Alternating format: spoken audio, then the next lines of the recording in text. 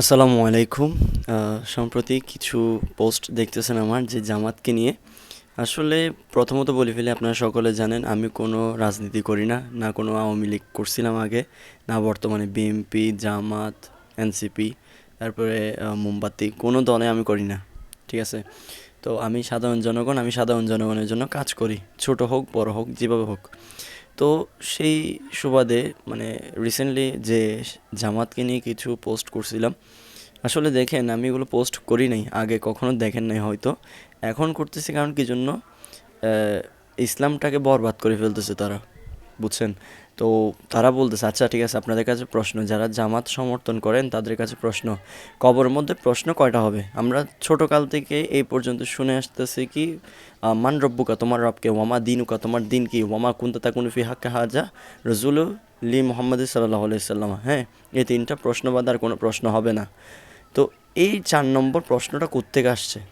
তারা বলতেছে নাকি 4 নম্বর প্রশ্নটা যদি না পারলে তাহলে আল্লাহ রসুলের কাছে নাকি জবাব দিতে হবে। ঠিক আছে? তাহলে এই জায়গায় আপনারা যে এক্সট্রা করে কারিকুলাম তৈরি করতেছেন, তা এগুলোর মানে সঠিকটা কোথায়? আপনারা তো ইসলামটাকে ধ্বংস করে ফেলতেছেন, বুঝছেন? তো রিসেন্টলি এই যে আবির ভাইয়ের একটা পোস্ট, হ্যাঁ, ভিডিও একটা আমি আপলোড করছিলাম, এটার কারণে দেখতেছি আমাকে দালাল ডাকতেছে। আসলে আমি কোনো দালাল না, আমি মোস্তফার দালাল, বুঝছেন? মোমবাতি, সুন্নি সমর্থিত যে সংগঠন আছে, যে মোমবাতি, মোমবাতি যদি রং কিছু করে অবশ্যই আমি মোমবাতির বিরুদ্ধে দাঁড়াবো, কারণ আমি মুস্তফার দালাল, আমি কোনো রাজনীতি করি না, আমি রাজনীতি করার প্রশ্নও আসে না। ঠিক আছে? তো সেই জায়গায় আমার প্রশ্ন, আবার আমার উত্তরটা হচ্ছে যে ওই জায়গায়, যে আপনারা আমাকে প্রশ্ন করছেন রাজনীতি করি কি না, আমার উত্তরটা হচ্ছে যে ওই জায়গায়, যে আমি কোনো রাজনীতি করি না। হ্যাঁ, ইসলামের উপর যদি আঘাত আসে, ছাড় দিয়ে কথা হবে না। সে যেই হোক, সুন্নি হোক, ওয়াহাবি হোক, জামাত হোক, যেই হোক, আমার কাছে আমার ইসলামটাই আগে। ঠিক আছে?